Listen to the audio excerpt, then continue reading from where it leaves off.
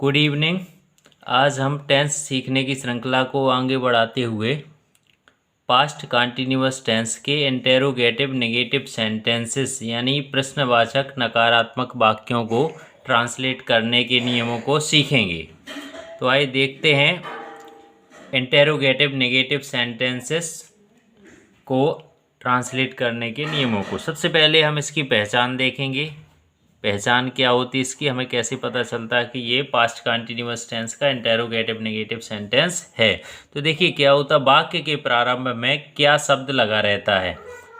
चूंकि interrogative sentence है ये, तो वाक्य के प्रारंभ में क्या शब्द लगा रहता है एवं वाक्य के मध्य में नहीं शब्द भी लगा रहता है एवं वाक्य के अंत में रहा था, रही थी, रहे थे आदि शब्द भी आते हैं। तो ये इस तरीके से हमें क्लियर पता चल जाता है कि ये इंटेरोगेटिव नेगेटिव सेंटेंस है। तो अब हम इसके बाद इसके नियम देखेंगे, कैसे हम इसको ट्रांसलेट करते हैं। तो देखिए इंटेरोगेटिव नेगेटिव सेंटेंस बनाते समय सिंगुलर सब्जेक्ट तथा ही, सी, इट इनको भी सिंगुलर सब्जेक्ट के अकॉर्डिंग काउंट किया जाता है एवं आई इसको भी सिंगुलर सब्जेक्ट यहाँ मानेंगे हम। तो इंटेरोगेटिव सेंटेंस बनाते समय सिंगुलर सब्जेक्ट तथा ही, सी, इट एवं आई के साथ वाक्य के प्रारंभ में हमें हेल्पिंग वर्ब बाज का प्रयोग करना है। किसका प्रयोग करना? बाज शब्द का प्रयोग करना है। किंतु प्लूरल सब्जेक्ट तथा बी, यू, दे अगर सब्जेक्ट के प्लेस पर है तो हमें वाक्य के प्रारंभ में वेर, WERE वेर शब्द का प्रयोग करना है। इसके पश्चात सब्जेक्ट तथा मेन वर्ब के बीच नॉट लगाना है। सब्जेक्ट एवं मेन वर्ब के बीच हमें नॉट का प्रयोग करना है। अब चूंकि ये पास्ट कंटिन्यूअस टेंस है तो कंटिन्यूअस टेंस में हमेशा मेन वर्ब की ING फॉर्म का प्रयोग किया जाता है। तो यहाँ भी हम मेन वर्ब की ING फॉर्म का ही प्रयोग करेंगे एवं वाक्य के अंत में प्रश्नवाचक चिन्ह क्वेश्चन मार्क, चूँकि इंटेरोगेटिव सेंटेंस भी है ये, तो हमेशा इंटेरोगेटिव सेंटेंस में हम प्रश्नवाचक चिन्ह का प्रयोग करते हैं। तो यहाँ भी हम प्रश्नवाचक चिन्ह वाक्य के अंत में लगाएंगे। तो इस प्रकार से हमने इसका नियम देखा। एक बार हम नियम को और रिवाइज करेंगे। देखिए इंटेरोगेटिव या जो इंटेरोगेटिव नेगेटिव सेंटेंस बनाते समय सिंगुलर सब्जेक्ट तथा ही, सी, इट एवं आई के साथ वाक्य के प्रारंभ में हमें बाज शब्द का प्रयोग करना है।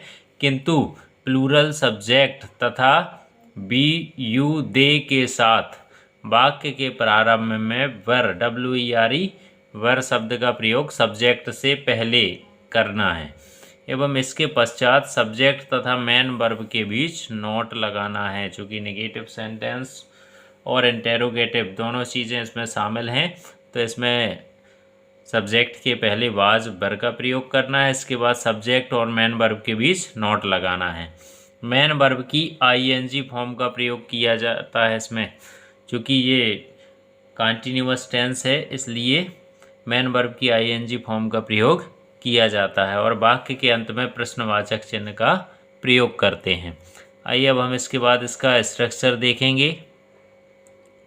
देखिए स्ट्रक्चर है इसका बाज। सबसे पहले हम हेल्पिंग वर्ब बाज या वर्ब में से कुछ एक लगाएंगे अकॉर्डिंग टू सब्जेक्ट। अगर सिंगुलर सब्जेक्ट है या ही, सी, इट एवं आई है तो हमें हेल्पिंग वर्ब बाज का प्रयोग वाक्य के प्रारंभ में करना है। किंतु अगर सब्जेक्ट हमारा प्लूरल है या बी, यू, दे में से कुछ आता है सब्जेक्ट की प्लेस पर तो हम हेल्पिंग वर्ब वर का प्रयोग वाक्य के प्रारंभ में करेंगे। इसके बाद सब्जेक्ट लगाएंगे, इसके बाद नॉट का प्रयोग करेंगे, इसके बाद मेन वर्ब की ING फॉर्म का प्रयोग हम इसमें करेंगे। उसके पश्चात ऑब्जेक्ट लिखेंगे, ऑब्जेक्ट के बाद अदर वर्ड और वाक्य सबसे लास्ट में क्वेश्चन मार्क का भी हम प्रयोग करेंगे। तो सबसे पहले सब्जेक्ट के अनुसार वाज वेयर का प्रयोग करना है। इसके बाद हम सब्जेक्ट लगाएंगे, उसके पश्चात नॉट का प्रयोग करेंगे, नॉट के पश्चात मेन वर्ब की ING फॉर्म का प्रयोग करेंगे। इसके बाद ऑब्जेक्ट जो भी कर्म है हमारा ऑब्जेक्ट लिखेंगे। इसके बाद अदर वर्ड, इसके लास्ट में क्वेश्चन मार्क लगाएंगे। अब हम कुछ एग्जाम्पल लेंगे।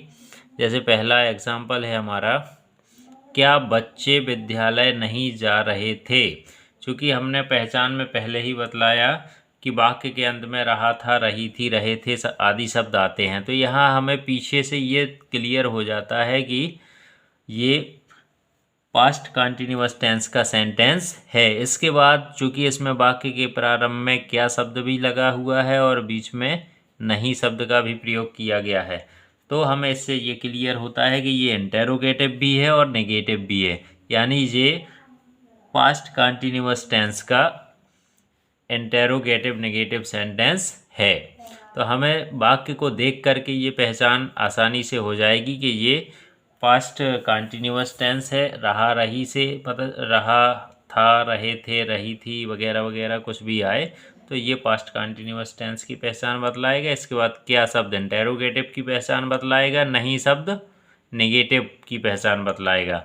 अब हम इसमें सब्जेक्ट, इसको स्ट्रक्चर के अकॉर्डिंग इस वाक्य को अंग्रेजी में ट्रांसलेट करेंगे। तो देखिए, सबसे पहले चूँकि हमारा जो सब्जेक्ट है बच्चे, तो ये प्लूरल सब्जेक्ट है, तो बच्चे चिल्ड्रन मीन्स होता है। इसके साथ वाज या वर में से वर का प्रयोग हम करेंगे, WERE, वर का प्रयोग यहाँ पे करेंगे। इसके बाद चिल्ड्रन, उसके पश्चात हमने देखा यहाँ नॉट हमें लगाना है, तो यहाँ नॉट का प्रयोग करेंगे, वर चिल्ड्रन नॉट। इसके बाद मैन वर्ब की ING फॉर्म, तो चूँकि वर्ब यहाँ पे जाना है तो गोइंग आएगा to school, were children not going to school. Last में हम क्वेश्चन मार्क लगाएंगे। तो इस प्रकार से ये हमारा ट्रांसलेट हो गया। नेक्स्ट एग्जाम्पल हम लेते हैं। अगला एग्जाम्पल है हमारा, क्या तुम, चूँकि यहाँ ये विजुअल नहीं है, क्या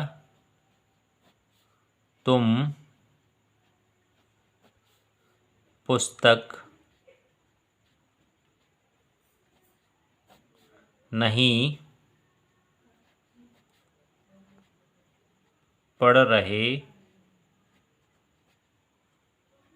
थे, क्वेश्चन मार्क, क्या तुम पुस्तक नहीं पढ़ रहे थे। तो देखिए यहाँ पे सब्जेक्ट के प्लेस पर तुम आया है। तुम यू मीन्स होता, हमने पहले वहाँ क्लियर किया कि BU दे के साथ, BU दे के साथ हमें वाक्य के प्रारंभ में वर का प्रयोग करना है। तो हमें यहाँ पे सबसे पहले वर का प्रयोग करेंगे, WERE वर। इसके बाद सब्जेक्ट लिखेंगे यू, उसके पश्चात सब्जेक्ट और मैन वर्ब के बीच नॉट का प्रयोग करेंगे।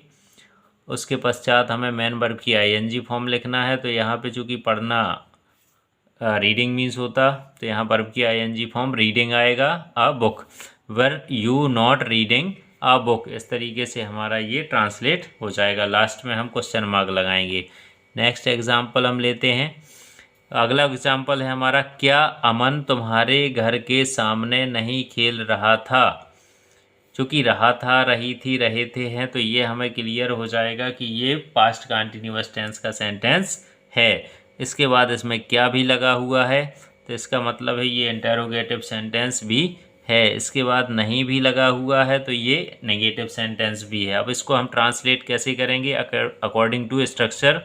देखिए यहाँ पे अमन सिंगुलर सब्जेक्ट है, तो सिंगुलर सब्जेक्ट के साथ हमें वाज का प्रयोग करना है। तो यहाँ सबसे पहले हमारा क्या आएगा, वाज। इसके बाद सब्जेक्ट अमन आएगा, वाज अमन। उसके बाद सब्जेक्ट और मैन वर्ब के बीच हमें नॉट का प्रयोग करना है, तो यहाँ नॉट का प्रयोग करेंगे। इसके बाद हमें मैन वर्ब की ING फॉर्म का प्रयोग करना है, तो प्ले, यहाँ खेलना है, चूँकि प्लेइंग आएगा। इसके बाद प्रीपोजिशन यहाँ पे इन फ्रंट ऑफ आएगी, चूँकि घर के सामने है, के सामने, तो इन फ्रंट ऑफ योर, तुम्हारे घर के सामने है तो your house. Was Aman not playing in front of your house. तो ये, और लास्ट में हम क्वेश्चन मार्क भी लगाएंगे। नेक्स्ट एक और एग्जांपल हम लेते हैं। क्या वे मैदान में फुटबॉल नहीं खेल रहे थे। क्या वे मैदान में फुटबॉल नहीं खेल रहे थे। अब यहाँ पे देखिए हमारा सब्जेक्ट वे है, वे होता है दे मीन्स, तो हमने वहाँ पहले ही पढ़ा BU दे के साथ हमें हेल्पिंग वर्ब वर का प्रयोग वाक्य के प्रारंभ में करना है। तो यहाँ WERE वेर आएगा। इसके बाद दे, इसके पश्चात सब्जेक्ट मैन वर्ब के बीच नॉट का प्रयोग करना है, तो वर दे नॉट। इसके बाद मैन वर्ब की ING फॉर्म, तो प्लेइंग आएगा यहाँ पे। अब ऑब्जेक्ट आएगा, ऑब्जेक्ट हमारा फुटबॉल है, और कहाँ खेल रहा, ग्राउंड में, तो इन द ग्राउंड।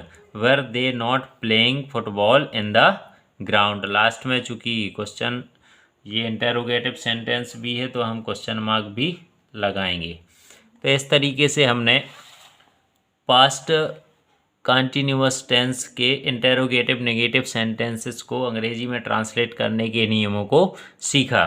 चूँकि संपूर्ण टेंस की श्रृंखला इस पर कंप्लीट कोर्स करवाया जा रहा, अतः अभी तक आप लोगों ने अगर चैनल सब्सक्राइब नहीं किया है तो चैनल को सब्सक्राइब ज़रूर करें एवं बेल आइकन को भी दबाएं ताकि आने वाले सभी वीडियोस की नोटिफिकेशन आपको प्राप्त होते रहें।